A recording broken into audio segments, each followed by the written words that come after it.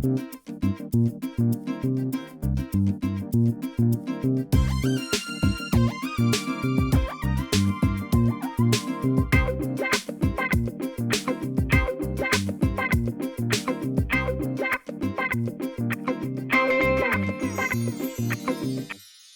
वालेकुम नाज़रीन, मैं हूं ज़फ़र डोगर और आप देख रहे हैं प्रोग्राम आज 41 के साथ। नाज़रीन, आज हम आपकी मुलाकात करवाएंगे फैसलाबाद के एक कामयाब बिजनेसमैन से जिन्होंने सीड्स के ज़रिए पाकिस्तान में नाम पैदा किया। बीज, वो पूरी दुनिया जहां से बीज मंगवाते हैं और हर तरह के बीज होते हैं। इतनी वैरायटी है उनके पास कि आप जब उनके फार्म पे जाएंगे, उनकी बातें सुनेंगे, उनके ऑफिस को देखेंगे तो ख़ुद दंग रह जाएंगे। और उनके पास इतने ओहदे हैं, इतनी एसोसिएशंस के वो मेंबर हैं कि उसको शुमार करना भी फौरी तौर पर मुश्किल होगा। वो Faisalabad chamber of commerce and industry के एग्जेक्टिव मेंबर हैं, पाक चाइना चैम्बर ऑफ कॉमर्स के भी एग्जेक्टिव मेंबर हैं। इसके साथ साथ फेडरल टैक्स ombudsman के एडवाइज़र हैं, फैसलाबाद सीड एसोसिएशन के president, vice chairman seed association of Pakistan और बहुत से दीगर ओहदे उनके पास हैं। आज आपकी मुलाकात करवाते हैं मियां गुलजार अहमद से। आइए, हम मियां गुलजार साहब के घर पहुंच चुके हैं, आइए मिलते हैं।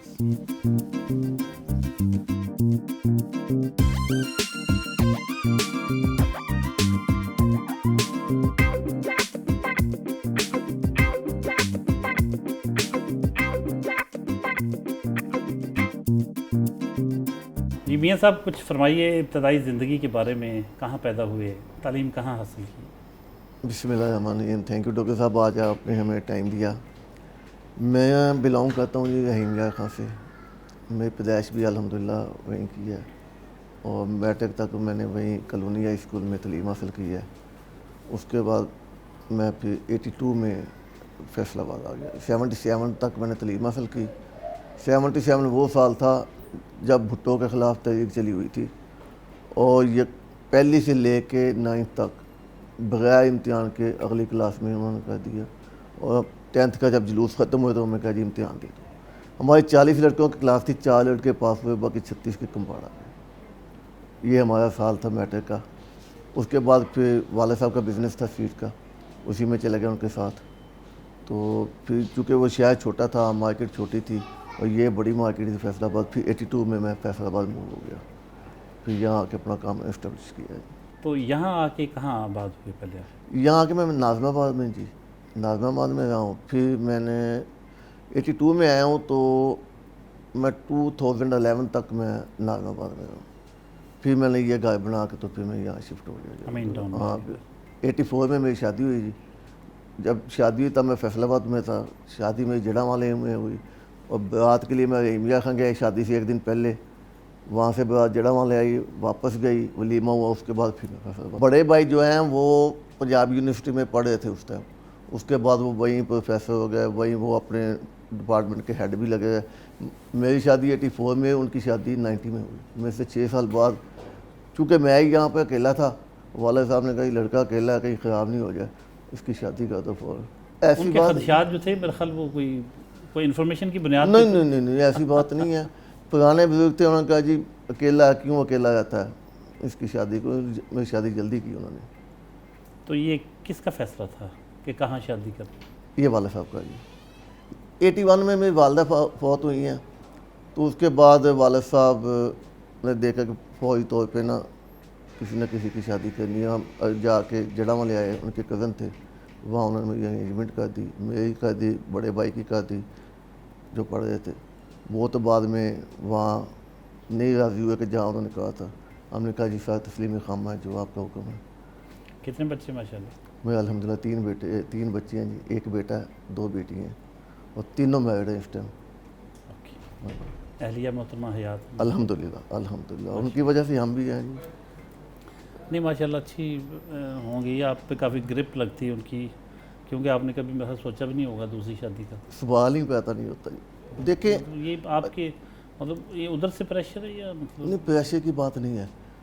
ڈاکٹر صاحب بات یہ ہے کہ جوانی میں بندے کو نا بیوی کی قدر نہیں ہوتی. جوانی میں بندہ ساری عمر دوستوں کے ساتھ وہیں چلا گیا, ادھر چلا گیا, ادھر چلا گیا, مگر جب 50 سے ابو ہوتا نا تب پھر اس کو مسز کی قدر ہوتی کہ بیوی ہے کیا. بالکل صحیح. بیوی کی قدر ہوتی 50 کے بعد. جیسے عام بندہ نا نارمل, اس کو مٹھائی کی قدر نہیں ہے.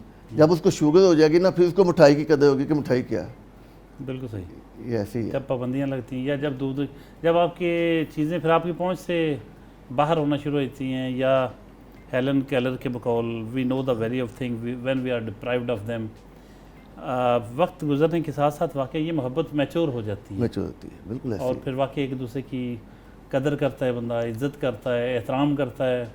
بالکل جوانی میں بندہ بیوی سے لڑ بھی پڑتا ہے, ناراض بھی, مگر جب ایج بڑھ جاتی پھر اس کو سمجھ ہوتی ہے کہ نہیں اصل جیون ساتھی تو اصل یہی ہے. اچھا, بزنس میں پھر آپ نے اس میں تو ماشاءاللہ آپ نے کافی نام کمایا. شکر الحمدللہ. آپ اتنے سارے عہدے آپ کے پاس, فیصل آباد سیڈ کارپوریشن سیڈ ایسوسیشن کے پریزیڈنٹ ہیں اور وائس چیئرمین ہیں سیڈ ایسوسیشن آف پاکستان کے, پھر سارک کے بھی چیمبر کے ممبر ہیں, اور ماشاءاللہ فیصل آباد چیمبر آف کامرس کے ایگزیکٹو ممبر ہیں. اتنی ساری حیثیتیں ہیں اپنی کمپنی کے. آپ فیڈرل ٹیکس امبونسمنٹ کا ایڈوائزر ہوں. ہاں, وفاقی متسب کے ایڈوائزر, تو ٹیکس متسب کے.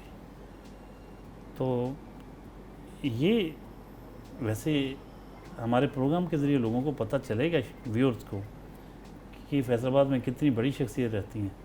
آپ اپنی کمیونٹی میں تو ماشاءاللہ کافی ہوں گے, لیکن آپ کی اتنی حیثیتوں کا شاید کم علم ہے لوگوں کو. ساری لوگوں کو پتہ نہیں ہوتا نا, تو الحمدللہ آج پتہ لگ جائے گا.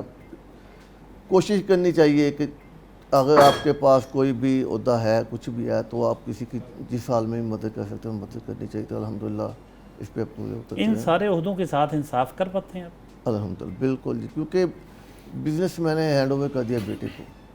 جاتا ہوں بس دیکھتا ہوں کیا کہا جائے, جہاں ان کی غلطی ہے ان کو سمجھا دینا, نہیں تو میں نے دخل نہیں دینا.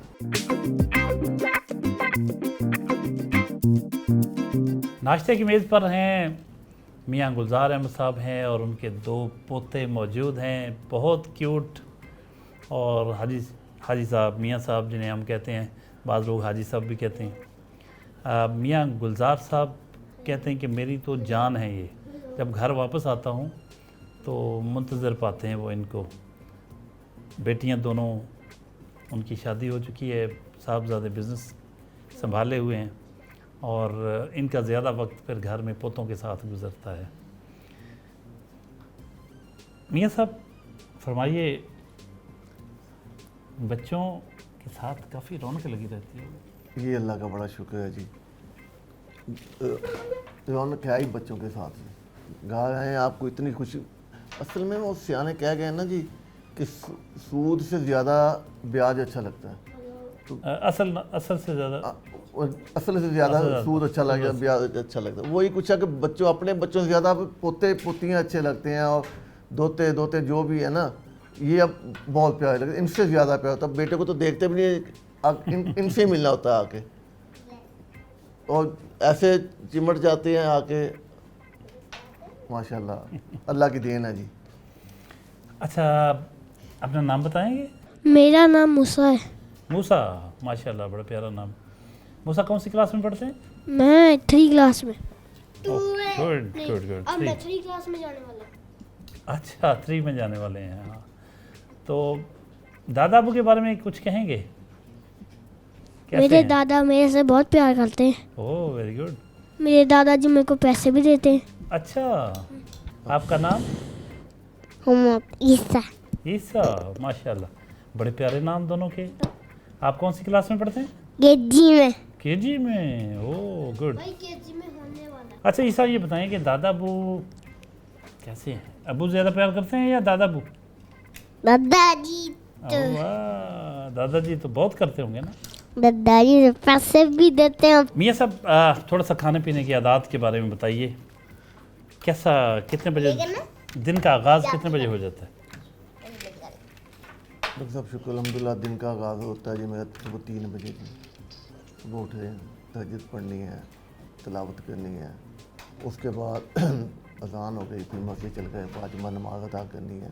پھر کچھ دوست ہیں ساتھ میں نمازی جن کے ساتھ پھر گراؤنڈ میں واک کرنی ہے, واک کر کے پھر گھر آنا ہے اور پھر ایک آدھ سیب کھانا ہے, تھوڑی دیر بات گپ شپ کرنی ہے, پھر لیٹ جانا ہے. بڑے ڈائٹ کانشیس ہیں آپ. ڈائٹ دیکھیں صبح سیب تو کھانا واک کے بعد تو ویسے ہی کھانا چاہیے, اس کے بعد ناشتے کا ٹائم ہو جاتا ہے. ناشتے میں میری الحمدللہ روٹین ہے کہ میں نے 2 ابلے انڈے لینے ہیں, 3 کھجور لینی ہے اور 2 اخروٹ اور 1 دودھ کا گلاس لینا ہے ہلدی ڈال کے, کچی ہلدی ڈال کے. یہ میرا ناشتہ ہے.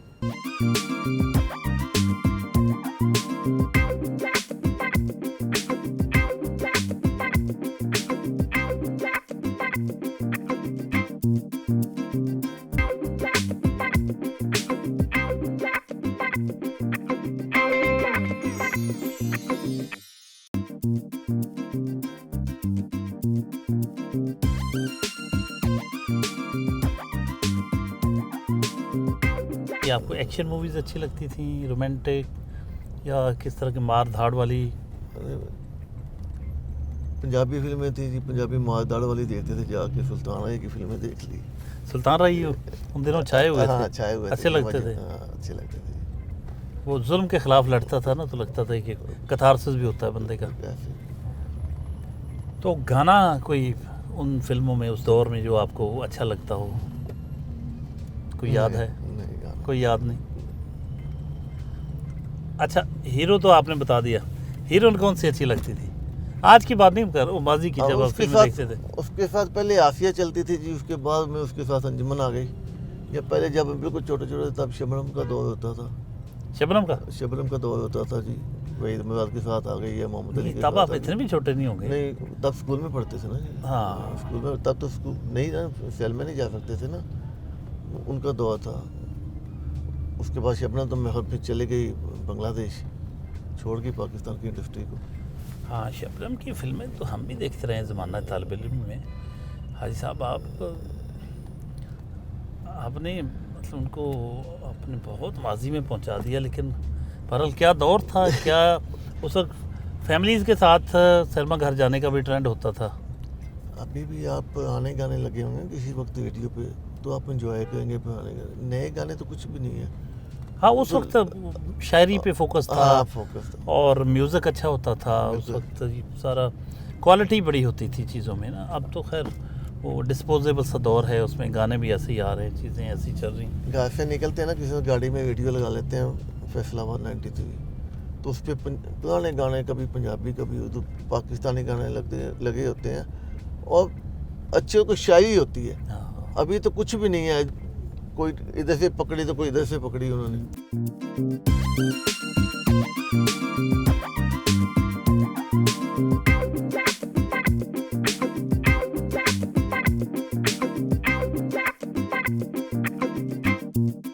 فیصل آباد chamber of commerce and industry کے ایگزیکٹو ممبر ہیں میاں گلزار احمد صاحب.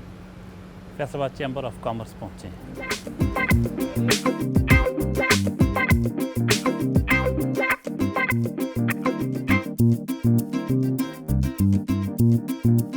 میاں صاحب, فیصل آباد چیمبر آف کامرس ماشاء اللہ پاکستان کا اتنا بڑا چیمبر ہے. آپ ایگزیکٹو ممبر کی حیثیت سے آپ نے کیا آبزرو کیا کہ کتنا پوٹینشیل ہے فیصل آباد میں, اور کیا اس کو فیصل آباد کو کہاں آپ سمجھتے ہیں کہ اس کو کہاں ریٹ کرنا چاہیے پورے پاکستان کے چیمبر آف کامرس میں, اور کیا ضرورت ہے کہ فیصل آباد کے لیے یہاں کے صنعت کاروں کو, یہاں کی بزنس کمیونٹی کو کس قسم کی سہولتوں کا تقاضا کرتے ہیں, آپ ڈیمانڈ کرتے ہیں؟ فیصل آباد چیمبر ڈاکٹر صاحب کہنے کا تو پاکستان کا تیسرا بڑا چیمبر, مگر یہ لیڈ کا ہے پہلے نمبر پہ. کہ پچھلے سال بھی ہمارے پریزیڈنٹ نے, آتم ملیح صاحب نے کانفرنس کرائی تھی سرینا ہوٹل میں, پورے پاکستان سے پریزیڈنٹ جتنے چیمبر کے تھے سب کو بلایا تھا, ان کو ویژن دیا تھا کہ کیسے آگے چلنا ہے. تو یہ گائیڈ کر رہا ہے سب کو فیصل آباد چیمبر. حالانکہ لاہور بڑا چیمبر ہے, کراچی بڑا چیمبر ہے, مگر صنعت کاروں کو یہ سب بتانے کے لیے یہ سب سے آگے ہمارا فیصل آباد چیمبر لگا ہوا ہے, اور تاجروں کی جتنی خدمت ہو سکتی ہے الحمدللہ ہمارا چیمبر کا ہے لوگوں کی. اور کتنے ممبرز یہاں ہیں, اور کیا آپ سمجھتے کہ آنے والے وقتوں میں فیصل آباد کو جو اس کا ڈیو ایک سٹیٹس ملنا چاہیے وہ آپ چیمبر کے پلیٹ فارم سے کوئی ڈیمانڈ کرتے ہیں؟ ممبر اس ٹائم جی الحمدللہ 8,000 ممبر ہیں فیصل آباد چیمبر کے. یہ کاپشی ہیں ہمارے سابقہ پریزیڈنٹ جی رانا سکندر اعظم خان کی. پچھلے سال 7,000 تھے, ابھی اس سال انہوں نے 1,000 بڑھائے ہیں. نیا سال ہے, ممبر اور زیادہ بڑھیں گے. اب جب لوگوں کو پتہ لگتا ہے کہ ہمارے جو بھی کام ملکی ہوتے ہیں ہم چیمبر کے ذریعے کروا سکتے ہیں, تو پھر ان کو سمجھ آتی ہے کہ ہمیں واقعی چیمبر کا ممبر بننا چاہیے اور چیمبر میں جا کے جو ہمارے مسائل ہیں بتانے چاہیے تاکہ وہ آگے جا سکیں.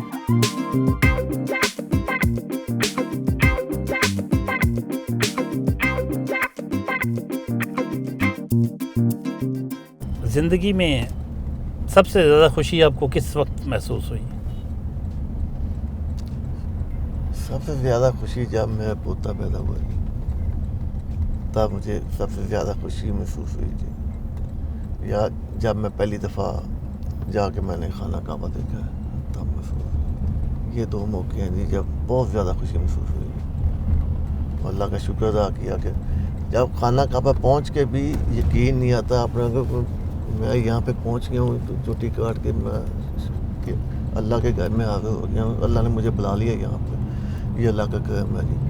تب مجھے بہت ساری زندگی جس طرف منہ کر کے بندہ نمازیں پڑھتا ہے, جب اس کعبہ کو اپنے سامنے دیکھتا ہے یا اپنے آپ کو وہاں پاتا ہے تو بہت.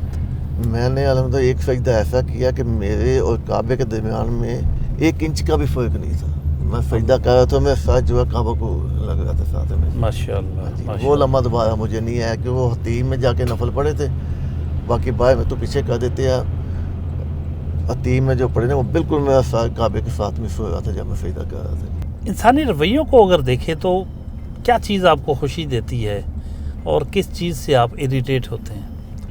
دیکھیں, جب بندہ کسی کی کوئی مدد کرتا ہے نا جی, یہ اللہ کا بڑا شکر ہے کہ اللہ نے ہمیں دینے والا ہاتھ بڑھایا ہوا ہے.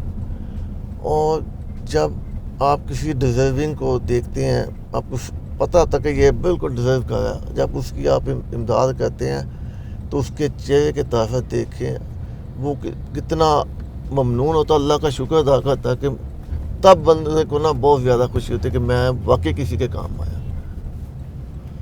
اسی لیے ڈیزرونگ میں نے 2 لائن کلب جوائن کیا ہوا ہے, روٹری کلب جوائن کیا ہوا ہے.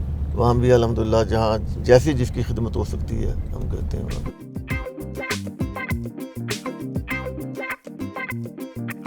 رجکوٹ روڈ پہنچے ہیں جہاں میاں صاحب کا کاروباری آفس ہے گرین گولڈ ایگری سیڈز کے نام سے. آئیے آپ کو دکھائیں.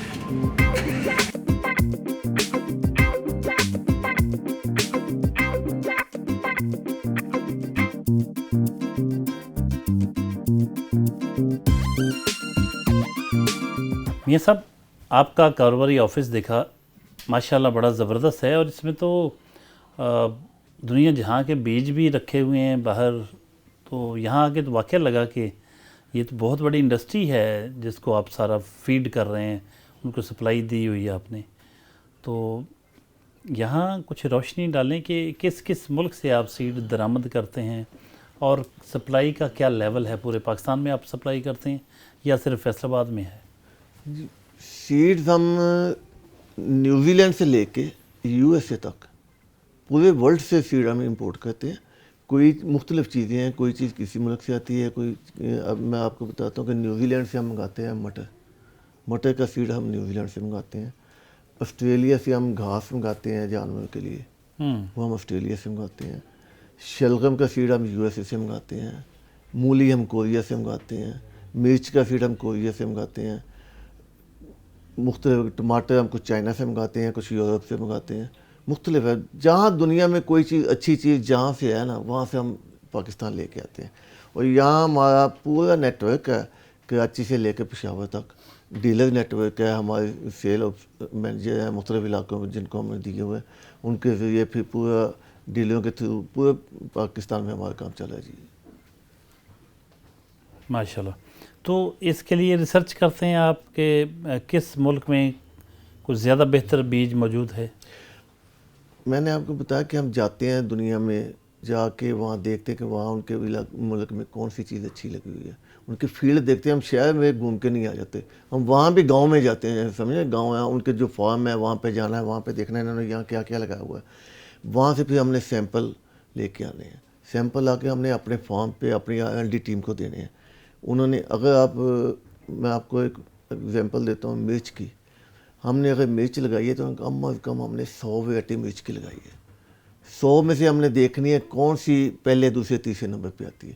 جو پہلے دوسرے تیسرے نمبر پہ آئے گی ہم اس کو لے کے مارکیٹ میں آئیں گے. نہیں کہ اگر 100ویں نمبر پہ تو اس کو ہم لے کے نہیں آئیں گے, پہلے دوسرے نمبر والی ویرائٹی اس کو ہم لے کے مارکیٹ میں آتے ہیں تاکہ ہمارے کسان کا فائدہ ہو سکے.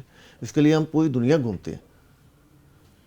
آپ گروور کے ساتھ ساتھ چلتے ہیں, یعنی کہ صرف سپلائی نہیں دیتے بلکہ ان کے لیے دعاگو بھی رہتے ہوں گے کہ ان کی فصل اچھی ہو, اور وہ کیونکہ وہ جتنی اچھی چیز ہوگی, جتنی سبزیاں اگر ان کو بیج دیا تو اس کا اچھا رزلٹ آیا, تو مطلب محض آپ سیل تک نہیں رہتے, اس سے آگے تک جاتے ہوں. نہیں, ہم سیل تک نہیں ہے جی. ہم کسی علاقے میں جو بھی چیز لگی ہے وہاں جب دیکھتے ہیں کہ ہماری چیز دوسروں سے بھی اچھی ہے تو وہاں پہ ہم فیلڈیں کرتے ہیں, وہاں کے کسان اکٹھے کرتے ہیں, ان کو دکھاتے ہیں کہ یہ کمپیٹیٹر کی چیز لگی ہوئی ہے, یہ ہماری لگی ہوئی ہے, اس کو دیکھو اس کو دیکھیں, جو آپ کو اچھی لگتی ہے نا آگے سے آپ وہ چیز لگائیں. پورے پاکستان میں فیلڈیں ہوتے ہیں ہمارے مختلف علاقوں میں, جہاں بھی جو بھی چیز لگی ہے اس کا وہاں پہ فیلڈیں ہوتے ہیں. ہمارے جو وہاں سیل مینیجر ہے وہ سارے اپنے ڈیلر کے تھرو اپنے فارم اکٹھے کرے گا, پھر وہاں پہ فیلڈیں کرے گا. مختلف فیلڈیں ہمارے کوئی نہ کوئی کہیں نہ کہیں چلتے ہوتے ہیں.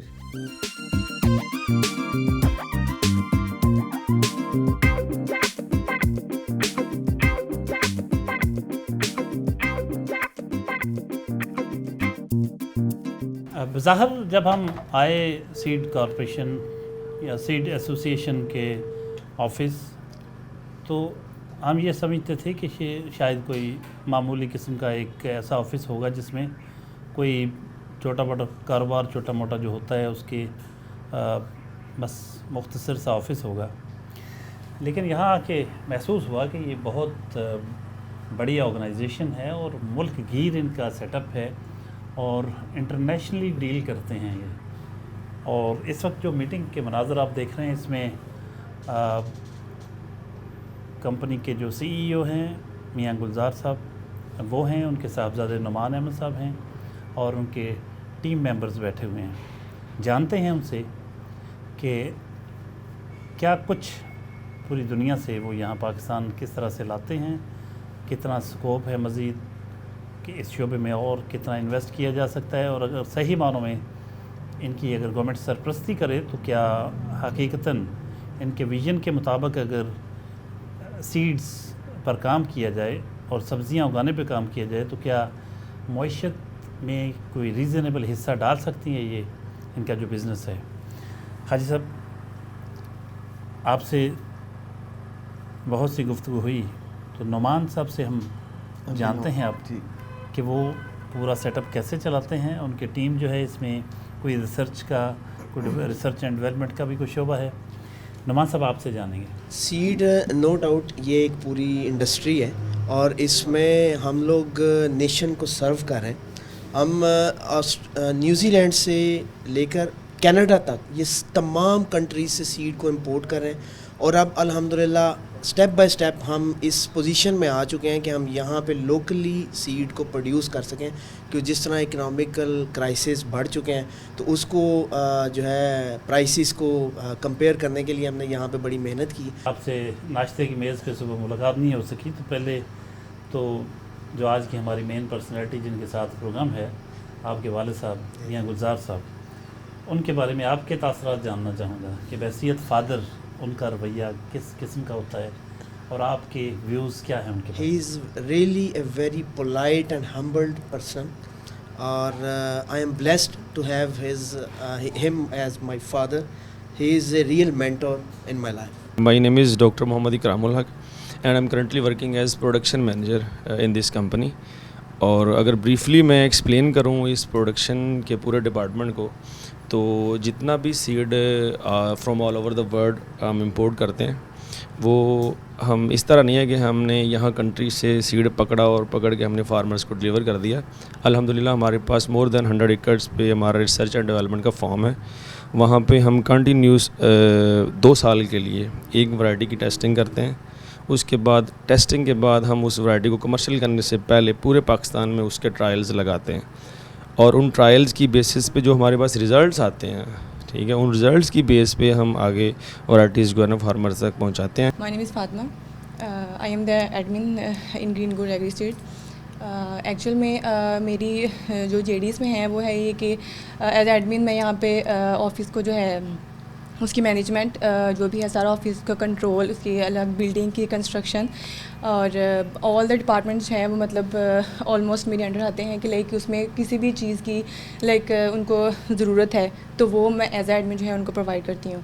تو green gold agri seed according to اگر ان کی سیڈ پروڈکشن کو دیکھا جائے تو انٹرنیشنلی ڈیل کر رہی ہے اور پاکستان میں ایک فائنسٹ کمپنی ہے. My fair name is Sana Shehbaz and I am working here as an accountant. اور میرا کام یہاں پہ ہے اکاؤنٹنٹ, مطلب سیل انوائس سے لے کے آرڈر کے جتنا بھی اس کی ٹرانزیکشن وغیرہ ہوتی ہے, لیجر کو میٹ کرنا اور ٹرانزیکشن وغیرہ کو سب کو دیکھنا اور بینک اسٹیٹمنٹس وغیرہ دیکھنا اور سارے اکاؤنٹس کو میں ڈیل کرتی ہوں یہاں پہ. میرا نام لاریب اجاز ہے. میں یہاں پہ as a human resources manager اپنی جو فرائض ہیں وہ سر انجام دیتی ہوں. میرا کام امپلائیز اور ہیڈ کے درمیان ایک برج کا کام کرنا ہے. اور اگر گرین گولڈ کی بات کروں تو گرین گولڈ ایگریکلچر میں ایک ایسا سیکٹر ہے جو کہ پاکستان میں بہترین سیڈ کی کوالٹی کے لیے کوشش کر رہا ہے اور کبھی بھی سیڈ کوالٹی پہ کمپرومائز نہیں کرتا. آئی ایم ڈاکٹر محمد کامران. میں یہاں پہ ڈیولپمنٹ مینیجر ہوں. جو سسٹینیبل ڈیولپمنٹ گول ہیں یونائٹڈ نیشن کے, اس میں جو موسٹ پریورٹی یا ٹاپ آف دا لسٹ ہے وہ زیرو ہنگر ہے. اور زیرو ہنگر جو ہے وہ لنک کرتا ہے فوڈ سیکیورٹی کو, اور فوڈ سیکیورٹی ڈائریکٹلی لنک کرتی ہے سیڈ سیکیورٹی کو. تو الحمدللہ میری جو کمپنی ہے یہ سیڈ سیکیورٹی میں ایک سگنیفیکنٹ رول جو ہے وہ کردار ادا کر رہی ہے. ایون دو ہمارے جتنے بھی سیٹ اپ ہیں جس میں سیڈ امپورٹ ہے یا کمرشل ٹرائلز ہیں اور اس کے علاوہ باقی جتنے بھی ڈپارٹمنٹس ہیں, یہ صرف اس کمپنی میں رہتے ہوئے تو اچھا کام کر ہی رہے ہیں بلکہ یہ دوسری کمپنیز ہیں ان کے لیے بھی ایک مشعل راہ ہے. السلام علیکم. مائی نیم از نوشین کائنات and I am working as a assistant development manager. اور گرین گولڈ میں ہم اس چیز کو میک شیور کرتے ہیں کہ ہم بیسٹ کوالٹی سیڈ فارمر تک پہنچا سکیں. تو اس کے لیے ہمارے پورے پاکستان میں all over the world A S Ms کام کر رہے ہیں جو اس چیز کو میک شیور کرتے ہیں کہ وہ ہمارا جو سیڈ ہے وہ فارمرز تک پہنچا سکیں. میاں صاحب, اسٹاف آپ کا ماشاءاللہ بڑا ہائیلی کوالیفائڈ ہے, کیا کہیں گے آپ کی بظاہر تو نہیں لگتا تھا کہ اتنی بڑی کمپنی ہے آپ کی, لیکن آپ کی کمپنی کو دیکھ کے بڑی خوشی ہوئی, آپ کے اسٹاف سے مل کے بہت خوشی ہوئی. کیا ویژن آپ کا ہوتا ہے اسٹاف ممبرز کے ساتھ جب ملتے ہیں, میٹنگ ہوتی ہے, تو کن چیزوں پہ فوکس ہوتا ہے آپ کا؟ ہمارا فوکس تو یہی ہے کہ ہم دنیا سے جو بھی منگواتے ہیں اچھے سے اچھا منگوائیں. ہمارا مین فوکس یہ ہے کہ جو بھی ہم نے امپورٹ کرنی ہے یا ٹرائل کرنی ہے اس میں سے جو سب سے بیسٹ نکلتا ہے وہ ہم اپنے فارمر تک پہنچائیں. یہی ہمارا مین جو ہے نا فوکس یہی ہے کہ اچھے سے اچھا سیڈ جو ہے نا کسان تک پہنچانا ہے. آپ ٹیم کے بارے میں کیا کہیں گے؟ ٹیم الحمدللہ میری بہت اچھی ہے جی. تو میرا رویہ بھی ان کے ساتھ بچوں جیسا ہی ہے. تو سارے یہ تقریباً جتنے ہیں سارے ابھی یہی ہیں, تو اچھے سے اچھا کام کر رہے ہیں اور کمپنی کو اوپر لے کے جا رہے ہیں.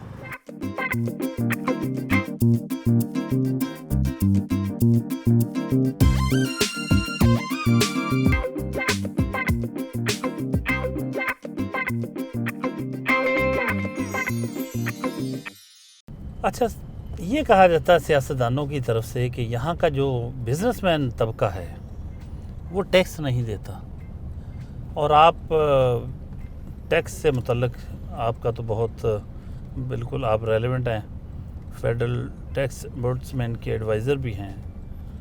تو آپ کیا کہیں گے, آپ کا کیا تجربہ ہے کہ لوگ ٹیکس دیتے ہیں نہیں دیتے؟ اربوں کھربوں روپیہ لوگوں کے پاس ہے, یا ملک شہری امیر ہیں ملک غریب ہے؟ لیکن جہاں تک بزنس مین کا تعلق ہے نا, جتنا ٹیکس بزنس مین دیتا ہے نا کوئی اور نہیں دیتا. کیونکہ میں اپنی مثال لیتا ہوں, ہم امپورٹ کرتے ہیں, جیسے ہمارا کوئی مال پورٹ پہ پہنچتا ہے ہم اس کا 6% انکم ٹیکس وہیں پہ ادا کرتے ہیں, 6% دیتے ہیں. ٹرن اوور گن لیں, اگر ہم نے जितनी टर्नओवर की और टर्नओवर पे पड़ता है 6%, जितना माल आया 6% दिया, चाहे हमें उसमें 6% बचे नहीं बचे। एग्रीकल्चर पे ये जितने बड़े बड़े ज़िम्मेदार हैं, सियासतदान हैं, साहब कोई वकील है तो कोई एग्रीकल्चर से आया, लैंडलॉर्ड है कोई ना कोई, भाई ये लोग टैक्स नहीं देते। एग्रीकल्चर पे जाके अपना कानून बनवा लेते हैं कि भाई एग्रीकल्चर पे टैक्स नहीं है, हालांकि सबसे ज़्यादा कमाई भी यही करते हैं। बिजनेसमैन ने तो जितना बिज़नेस किया है उसने अपने मुलाजमों को दिया है, उसमें से टैक्स कट गया, अपना टैक्स दिया, सारा टैक्स बिजनेसमैन देता है जी। वो कहते हैं कि हम आटा उगाते हैं, यानी गंदम उगाते हैं, आटा बनता है, गन्ना बीजते हैं, गन्ना बोते हैं तो उसकी चीनी बनती है। जब आटा या चीनी महंगी होती है शोर मचता है। जब आप जूते ख़रीदें या कोई भी चीज़ मार्केट से ख़रीदें, बैग महंगे हो जाएं, कपड़े महंगे हो जाएं, कुछ भी महंगा हो जाए, कोई शोर नहीं मचता। जो प्रोडक्ट वो बेचारे देहातों में जो बोते हैं उनको बचता पता नहीं कुछ है या नहीं है, वो उनको मर्ज़ी की कीमत मुकर्रर करने के लिए हुकूमतें दबाव डालती हैं और सारा फ़ायदा जो है वो ये जितनी मर्ज़ी महंगी चीज़ें बेचते रहते हैं, इनको कोई पूछने वाला नहीं। नहीं, ऐसी बात नहीं है। देखिए इस दफ़ा भी आप देखें गंदम की बम्पर क्रॉप हुई है जी अल्हम्दुलिल्लाह। जो हल्की से हल्की ज़मीन है वो भी 45 मन से ऊपर उसकी गई है और 4,000 रुपया गवर्नमेंट का रेट है, ये 1,80,000 रुपया बन गया जी। इसमें से आप निकालें ज़्यादा से ज़्यादा 30,000 रुपये खर्चा फी एकड़ का और 25-30,000 छमाही का आप उसका ठेका निकाल लें, ये हो गया 50,000 रुपया जी। 50 से 55,000 रुपये उसका खर्चा है साल का छमाही का जी। तो उसको बचे हैं 1,80,000 से, ये निकाल दें 1,10-15,000 रुपये उसको 3-3.5 महीने में बच गया और उसने क्या लेना है जी। अच्छे पैसे बचे हैं। मैं ज़राअत को ज़रा समझता हूँ, ज़राअत पे ख़र्चा तो बहुत ज़्यादा आता है, ओवर हेड एक्सपेंस बहुत होता है और जितने महीने उसकी केयर करना पड़ती है वो अलग से है। पानी का, बिजली का, पेट्रोल, जो वो जितनी उसको पानी देना, पानी कहाँ से आएगा, ज़मीनों को मिलता नहीं, ट्यूबवेल लगाते हैं वो बड़ा महंगा मिलता है। खैर एक और लंबी डिबेट छिड़ जाएगी कि काश्तकार ये कहता है कि उसको कुछ नहीं बचता। आप अब देख लें, जबकि जो सनतकार जो चीज़ें तैयार करते हैं वो मन माने रेट मुकर्रर करते हैं, उनको कोई पूछता नहीं है और टैक्स देने के वक्त वो सबसे ज़्यादा टैक्स चोरी करते हैं। ये खैर आप एक डिबेट में चल पड़ेंगे हम। आप ये बताएं कि जो सीड है, सीड वाले जो हैं उनके हिस्से में बिज़नेस, उनके हिस्से में जो टैक्स है वो कहाँ कहाँ लागू होता है? हमारा टैक्स जितना भी मैंने आपको बताया कि हमारा सीड टोटल इंपोर्ट पे है, और सारा इंपोर्ट होता है। जितना इंपोर्ट होता है वहाँ इंपोर्ट पे 6% इनकम टैक्स अदा करके फिर सीड लेके आते हैं। और ये जो आप कहें ना किसान को बचता नहीं है, आप मेरे साथ चले, मैं आपको अभी दिखाता हूँ। ये अभी सीज़न ये ख़त्म हुआ है गाजर का, सितंबर में लोगों ने लगाई है, दिसंबर स्टार्ट में गाजर निकाल ली है, कम से कम 3 से 3.5 लाख रुपये एकड़ की बचत हुई है। उसके बाद उन्होंने वहीं पे गंदम लगा लिए। किसान को पैसे बचते हैं और इस अभी अच्छे पैसे बचे अगर वो अपनी खेती को मैनेज करके चलाए। अगर गंदम लगा लिया और बाकी खाली छोड़ी तो ऐसे नहीं। आप वेजिटेबल में आए, वेजिटेबल में आपको अच्छे पैसे मिलते हैं, जो भी किसान लगाता है अच्छे से अच्छे पैसे उसको बचते हैं वेजिटेबल में। आप क्या मशवरा देंगे कि सब्जियां उगाने की तरफ आए किसान? बिल्कुल सब्जियां उगानी चाहिए, जो उगाते हैं उनको पता है कि उनको क्या बचता है। और बाकी भी जो है ना वो सब्जियों की तरफ आना चाहिए और ऑयल सीड की तरफ आना चाहिए। अभी मेरे एक दोस्त ने 2 एकड़ कनौला लगाया था, लोकल वाला सुपर कनौला लगाया था। 2 एकड़ उसमें उसकी 28 मन की एवरेज आ गई है, 10,000 रुपये मन बिका है, 2,80,000 रुपये। उसका खर्चा भी नहीं है, गंदम जितना खर्चा भी नहीं है उसका।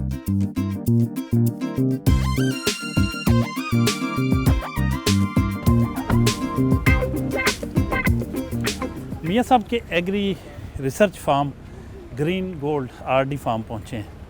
आइए आपको दिखाते हैं कि किस तरह से यहाँ रिसर्च की जाती है। सब्जियों के जो बीज हैं उन पर तजर्बे किए जाते हैं, उनको की प्रोडक्शन के बारे में देखा जाता है कि कितनी प्रोडक्शन होगी।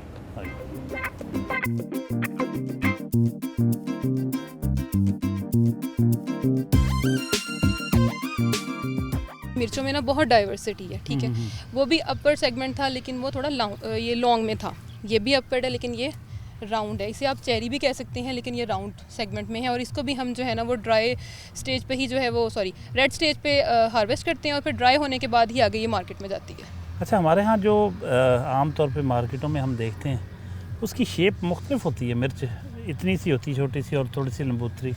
ہاں جی, وہ یہاں ہم نے دیکھی لمبی لمبی مرچیں ہیں اور یہ گول مرچیں ہیں. جی, تو وہ جو مارکیٹ میں ہوتی ہے عام طور پہ سرخ مرچ, اس کا سائز درمیانہ سا ہوتا ہے اور تھوڑی سی لمبی ہوتی ہے لمبوتری. سرخ مرچ کی بات اس طرح کا نہیں ہوتا ہے. اوکے سر, پتہ کیا, میں آپ کو تھوڑا بریف کرتی جاؤں. آپ نے بھی دیکھی ہیں 2 ویرائٹیز, ہمارے پاس یہاں مور دین 200 سیمپلز ہیں, اور اس میں ہر طرح کی مرچیں پڑی ہیں. 200 قسمیں, 200 ویرائٹیز ہمارے پاس اس ٹائم سیمپلز لگے ہوئے ہیں ہمارے پاس, جو ٹرائل میں ہیں, ان ٹرائلنگ پروسیس ہیں مرچوں کی 200. جی جی بالکل ایسے ہی ہے.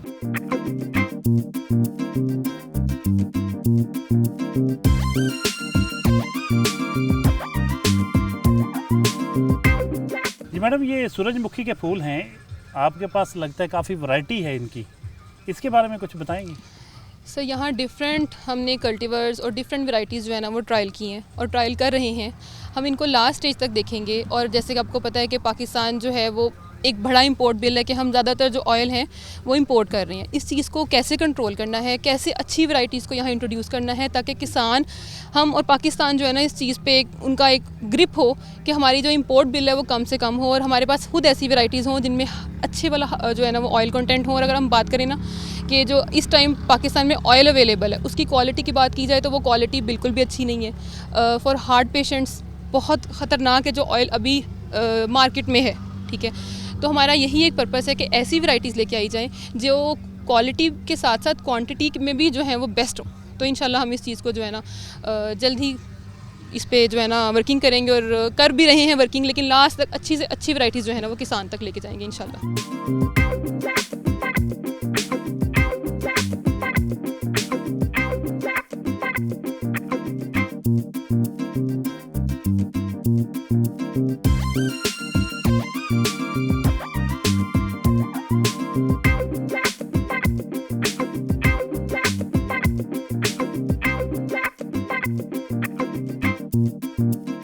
میاں صاحب, یہ فرمائیے کہ سیڈز جو بیج ہیں ان کا ہماری معیشت میں, ہماری زراعت میں کتنے % حصہ ہوگا؟ کیا رول ہے ان کا, بنیادی رول, اس کو عام ویورز کو آپ سمجھانا چاہیں تو ہماری ایگریکلچر کا کتنے % اس پہ بیس کرتا ہوگا؟ سبزیاں, پھل, فصلیں. ایگریکلچر 100% بیس کرتی ہے سیڈز کے اوپر. میں نے پہلے بھی آپ کو بتایا, سیڈز ہے تو ایگریکلچر ہے. اگر سیڈز نہیں ہے تو آپ کیا لگائیں گے؟ اگر کوئی سیڈ نہیں ہے تو آپ کی زمینیں تو خالی پڑی ہے نا. سیڈ ڈالیں گے تو کچھ نہ کچھ نکلے گا. ہماری ساری معیشت جو ہے نا یہ سیڈ پہ ایگریکلچر پہ چل رہی ہے. 30-35% جو ہے نا ایگریکلچر پہ ہے. ایگریکلچر کے ساتھ ہی ہمارا ملک اس لیے ایگریکلچر ملک کہلاتا ہے. تو سارا دار و مدار اس کا سیڈ پہ ہوتا ہے. اچھا سیڈ ڈالیں گے تو اچھی پیداوار آئے گی. اچھی پیداوار کے لیے ابھی زمانہ آ گیا ہائیبرڈ کا, تو ہم دنیا سے ہائیبرڈ ڈھونڈ کے لے کے آتے ہیں تاکہ ہمارے کسانوں کو اچھی پیداوار مل سکے.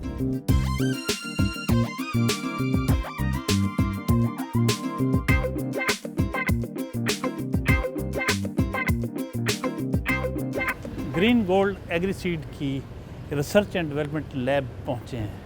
آئیے آپ کو یہ لیبارٹری دکھاتے ہیں جہاں اتنی بڑی کمپنی کی اس کے لیے ریسرچ ہوتی ہے.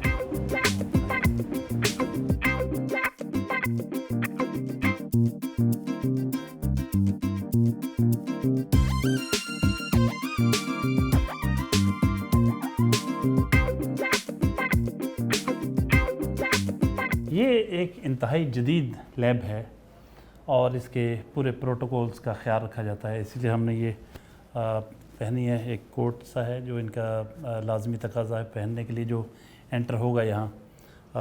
جانتے ہیں کہ یہ لیبارٹری کیسے اس کا فنکشن کیسے ہوتا ہے, کہیے گا جی. جی سر بیسیکلی یہ سیڈ ٹیسٹنگ لیبارٹری ہے جو کہ جدید ایکوپمنٹ کے ساتھ ان کے مکمل, اس میں جتنے بھی ہمارے پاس جتنی کوالٹی کے ہیں یا پھر جتنے جدید اکوپمنٹس یہاں پہ رکھیں گے وہ انٹرنیشنل اسٹینڈرڈ کو میٹ کرتے ہیں. اور الحمدللہ ہماری لیبارٹری جو ہے وہ پاکستان میں اس لیول کی لیبارٹری کسی بھی ملٹی نیشنل کمپنی کے پاس نہیں ہے. تو الحمدللہ ہماری کمپنی جو ہے اور اس کی یہ والا اسٹیشن جو ہے یہ پوسٹ اینٹری کوارنٹائن سے ایکریڈیٹڈ بھی ہے, جو کہ department of plant protection department ہے پاکستان کا, جو کہ کمپنیز کو الاؤ کرتا ہے کہ جو بھی کمپنی سیڈ کو امپورٹ کرتی ہے ان کے پاس ایک ایڈوانس فیسلٹیز ہونی چاہیے انٹرنیشنل اسٹینڈرڈ کی. تو الحمدللہ ہم اس کو میٹ کرتے ہیں, اور according to ISTA international seed testing association جو ہے اس کے اکارڈنگلی بھی جو ہے ہماری لیب کی تمام ایکوپمنٹس اور تمام جتنی بھی یہاں پہ مشینیں ہیں وہ جدید ہیں, اور جتنی بھی ایڈوانس ٹیکنالوجی ہیں اس پہ یہ منحصر کرتی ہیں ساری تقریباً الحمدللہ. یعنی کہ سیڈ کی اگر آپ اس کی دیکھا جائے کہ اس کا موئسچر لیول سے لے کے سیڈ کی پروسیسنگ تک جتنی بھی ایڈوانس جدید ٹیکنالوجیز ہیں وہ ہمارے پاس اس لیب کے اندر ہے الحمدللہ. اس کے ساتھ ساتھ ہماری لیب کے اندر آپ پیتھولوجیکل ایریا دیکھ سکتے ہیں, ہمارے پاس گروتھ روم ہے جو کہ اسپیسیفکلی جس طرح میں نے آپ کو بتایا کہ پوسٹ اینٹری کوارنٹائن سے یہ رجسٹرڈ ہے. اس میں سر اس کا بیسیکلی مقصد یہ ہے کہ ہمارے پاکستان کے اندر جو بھی ہم باہر سے جتنی بھی لاٹس جن کو ہم منگواتے ہیں سیڈ لاٹس ہیں ان کا ہم نے فرسٹ کوارنٹائن چیک کرنا ہوتا ہے ان کے اندر باہر سے کوئی سیڈ امپورٹ کر رہے ہیں اس پہ کوئی ڈیزیز یا کوئی انسیکٹ یا کوئی نیو پیتھوجن ہمارے پاکستان پہ ہمارے پورا ارض پہ تو نہیں آ رہا, ہمارے پاکستان کی زمین پہ تو نہیں آ رہا. اس جدید لیب کو جو سپروائز کرتی ہیں وہ میڈم بھی موجود ہیں, ان سے کچھ ویوز ان کے بھی لیتے ہیں. میڈم کچھ بتائیے گا, اس لیب کو آپ سپروائزر ہیں اس کی, جی کیا خاص اس میں خاص بات کیا ہے جو آپ کو لگے کہ ہمارے ہاں جو روایتی طور پہ کام کرنے والے بہت سارے جیسے لیبارٹریز کہہ لیں ان سے مختلف کیسے ہے؟ اس میں اگر میں ایڈ کرنا چاہوں تو وہ یہ ہے کہ جیسے ہی ایک سیڈ ہمارے پاس ہمیں یہاں پہ سیڈ ٹیسٹنگ لیب کے پاس آتا ہے تو وہ سٹارٹ ہو جاتا ہے کہ اس میں فزیکل پیورٹی کوئی امپیورٹیز تو نہیں ہے, تو اس کے بعد وہ اس کے جو موئسچر کتنا ہے اس کے اندر, اس کے علاوہ جو بھی ہماری فارم پر ایکٹیویٹیز ہوتی ہیں کہ وہاں پہ اگر کوئی ہمیں ڈیزیز وغیرہ آ رہی ہے, کوئی پرابلم فیس ہو رہی ہے تو وہ ہمارے جو لیب انچارج ہیں ان کے ساتھ پراپر انٹریکٹ کرتے ہیں R&D آفیسرس کے ساتھ کہ ہاں بھئی اس جو ڈیزیز ہے اس کو ہم نے کس طرح سے ٹیکل کرنا ہے. اس کے علاوہ اگر کوئی ایسی ڈیزیز ہو گئی جو کہ ویزیبلی ہمیں پتہ نہیں چل رہا کہ وہ کون سے اس کے کیا سمٹمس ہیں تو اس کو بھی ہم اپنے پیتھولوجی لیب میں کلچر کرتے ہیں باقاعدہ سے. اس کے علاوہ پھر ہم ان کو پھر بتاتے ہیں کہ ہاں یہ فلانی ڈیزیز ہے اور تو اس کو ہم اس طرح سے ٹیکل کریں گے. آخر میں میاں گلزار احمد صاحب سے جانتے ہیں کہ وہ اس ساری لیب کے بارے میں کیا کہتے ہیں, اوور آل اپنے پورے بزنس کو آج جو کچھ بھی ایکٹیویٹی ہماری رہی اس کے حوالے سے کیا کہتے ہیں اختصار کے ساتھ. میاں صاحب کیا کہیں گے؟ لیبارٹری جو ہے جی یہ مین جز ہے. اگر آپ کے پاس آپ کی لیبارٹری نہیں ہے, آپ کو کوئی پتہ نہیں ہے آپ جو سیڈ فروخت کر رہے ہیں اس میں کون سی بیماری آ رہی ہے, اس کے لیے سب سے پہلے جو بھی سیڈ آتا ہے اس یہاں کے لیبارٹری میں ٹیسٹ ہوتا ہے کہ اس میں کوئی ڈیزیز کوئی ہم کوئی غیر دوسرے ملک سے جو بھی منگائیں سیڈ منگائیں کے ساتھ اس کے ساتھ کوئی بیماریاں منگا رہے ہیں, اس کے لیے یہ اہم ہے. اور الحمدللہ ہماری لیبارٹری جیسی پاکستان میں کوئی لیبارٹری نہیں ہے, ہم سب سے پہلے اپنا سیڈ ٹیسٹ کر کے اس کے بعد آگے چلتا ہے. بہت شکریہ میاں صاحب, تھینک یو ویری مچ. ناظرین یہ تھے میاں گلزار احمد. آج ان کی آپ نے ایکٹیویٹی دیکھی صبح سے شام تک, ان کے خیالات سنیں, ان کے کولیگز کی, ان کے ٹیم ممبرز کے تاثرات سنیں, بہت کچھ آپ نے دیکھا. یقیناً کافی کچھ آپ کو بہت اچھا لگا ہوگا. اگلے ہفتے نئے مہمان کے ساتھ حاضر خدمت ہوں گے, تب تک کے لیے اجازت, اللہ حافظ.